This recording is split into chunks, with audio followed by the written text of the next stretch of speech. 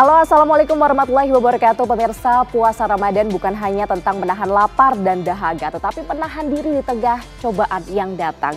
Seperti tahun ini pemirsa, beberapa wilayah di Jabodetabek dan juga Karawang mengalami banjir. Hari ini kabar Ramadan hadir menemani puasa Ramadan Anda dengan serangkaian informasi yang kami hadirkan dari tanah air hingga ke Madinah, Arab Saudi. Bersama saya Fahada inilah kabar Ramadan, jendela Ramadan puasa.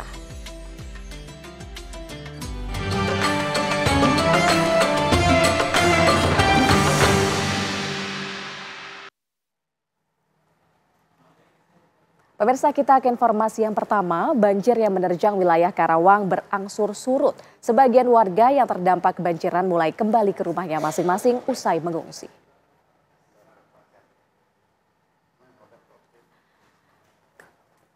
Meskipun banjir masih merendam pemukiman, namun warga ini nekat menerobos untuk melihat kondisi rumah dan harta benda. Pada Kamis pagi pemirsa, ada ratusan rumah yang berada di Dusun Pengasinan dan Dusun Kampek, Desa Karangligar masih terendam banjir. Tak hanya rumah pemirsa, banjir juga masih merendam beberapa sekolah yang ada di desa tersebut. Sehingga aktivitas belajar mengajar terpaksa diliburkan.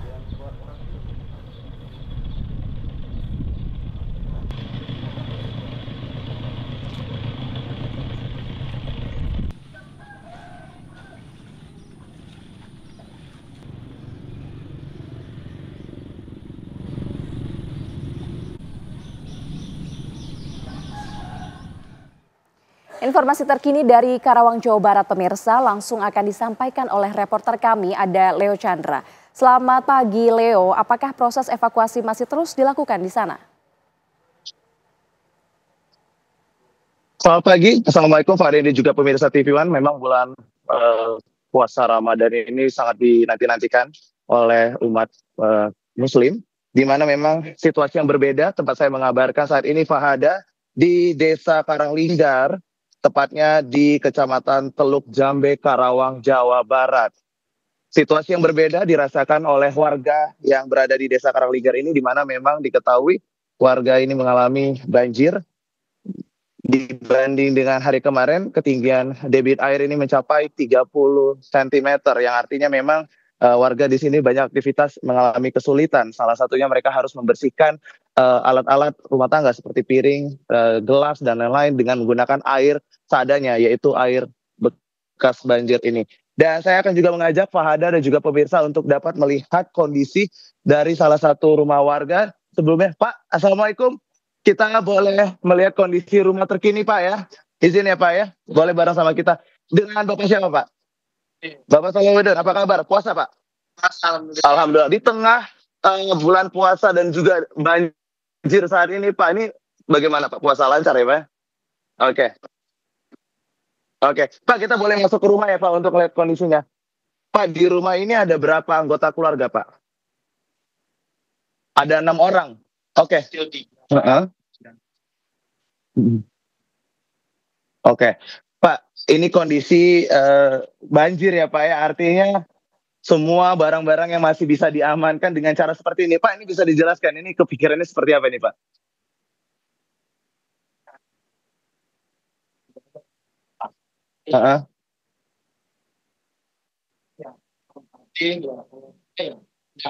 Ini kan udah bersih. Ini barang-barang aja turun. Oh,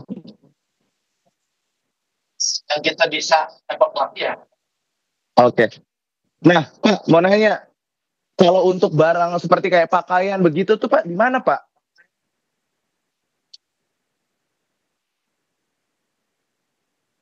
Oh, oke. Pak, kita boleh ke depan Pak sambil kita ngobrol ya Pak ya.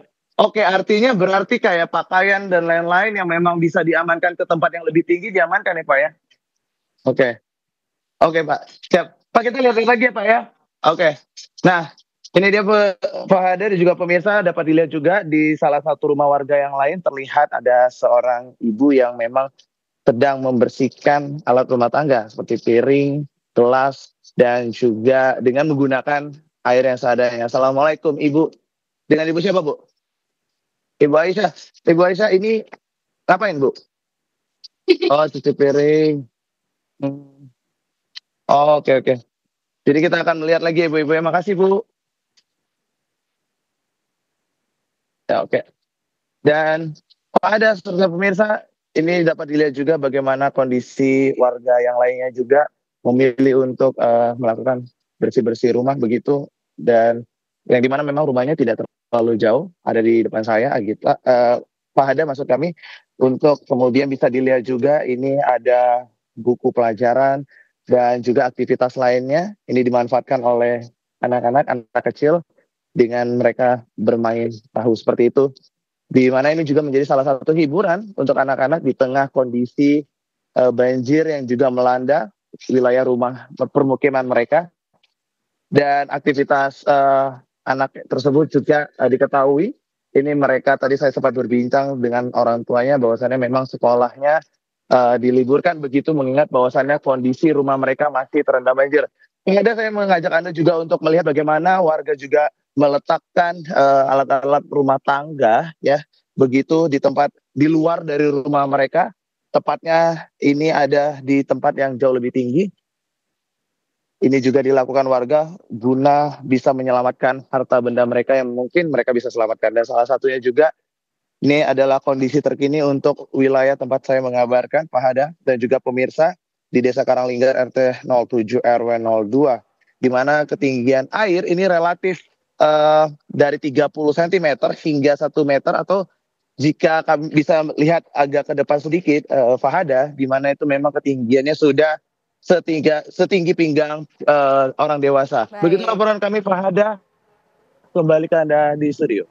Ya baik Leo Chandra, meskipun air masih menggenangi rumah warga di Karawang, namun mereka ini sudah mulai melakukan bersih-bersih rumah. Terima kasih atas informasi ya Leo Chandra.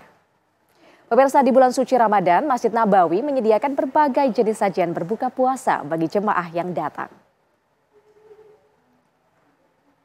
Menu yang disediakan ini adalah seperti kurma, yogurt, kemudian roti dan sebotol air mineral. Beberapa orang juga membagikan teh dan kopi. Para jamaah yang datang harus menghabiskan makanan mereka dalam waktu kurang lebih 10 menit sebelum melaksanakan ibadah sholat maghrib. Tim iftar menjalankan tugasnya dengan sigap.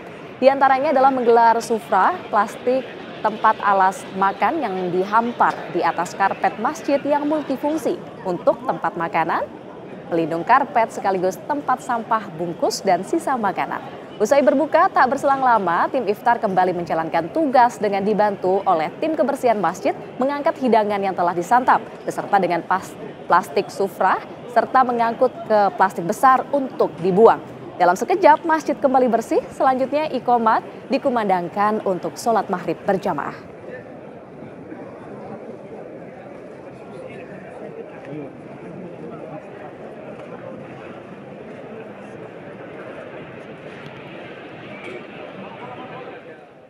Langsung saja pemirsa, informasi terkini dari Madinah, Arab Saudi akan disampaikan oleh Zaki Al-Mubarak. Rekan kami Zaki, Assalamualaikum. Bagaimana suasana sahur dan sholat subuh di Madinah? Waalaikumsalam Pak Ada Indi. Alhamdulillah kurang lebih tadi sekitar 40 menit yang lalu kami sudah usai melaksanakan sholat subuh. Bisa Anda melihat sendiri cuaca begitu cerah walaupun angin menusuk dingin. Kami melihat di handphone kami cuaca menyentuh angka dinginnya ini 13 derajat Celcius. Ini lumayan dingin untuk bagi kami yang biasa menghadapi cuaca tropis di Indonesia. Namun di sini kami harus berjibaku menghangatkan diri. Terkadang kami menggosokkan tangan seperti ini agar udara hangat juga mengalir ke tubuh kami. Namun hal ini tidak menyurutkan para jemaah haji lainnya baik dari Indonesia. Tahan, walaupun di pelataran Masjid Nabawi. Anda bisa melihat di sebelah kanan saya, ini rekan-rekan dari Indonesia juga, ini melakukan kajian dengan ada yang memakai jaket tebal maupun memakai baju koko satu lapis. Nah, mereka juga merasakan hal yang sama yang saya rasakan, kedinginan juga, namun tetap semangat karena ini adalah bulan penuh berkah, berlipat-lipat ganda pahala yang harus kami kejar. Ini bulan Ramadan terjadi setahun sekali, belum tentu nanti kami akan bertemu di Ramadan tahun depan. Makanya itu kita harus tetap mengejar pahala sebanyak mungkin.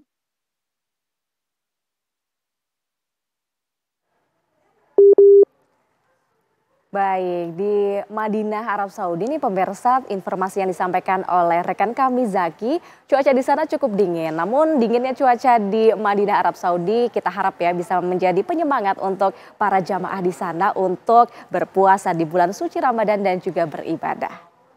Baiklah pemirsa, bagaimana kira-kira hukum puasa saat terjadinya bencana? Usai jeda kami akan membahasnya.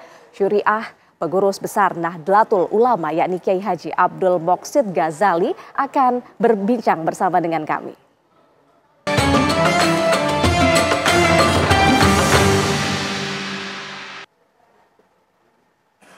Kembali lagi di kabar Ramadan pemirsa, jendela informasi Ramadan Anda. Puasa Ramadan bukan hanya tentang menahan lapar dan juga dahaga, tetapi juga menahan diri pemirsa di tengah ujian yang datang. Tahun ini sebagian wilayah di Jabodetabek dan Karawang, Jawa Barat dilanda banjir. Banyak warga yang kehilangan harta benda dan tempat tinggal.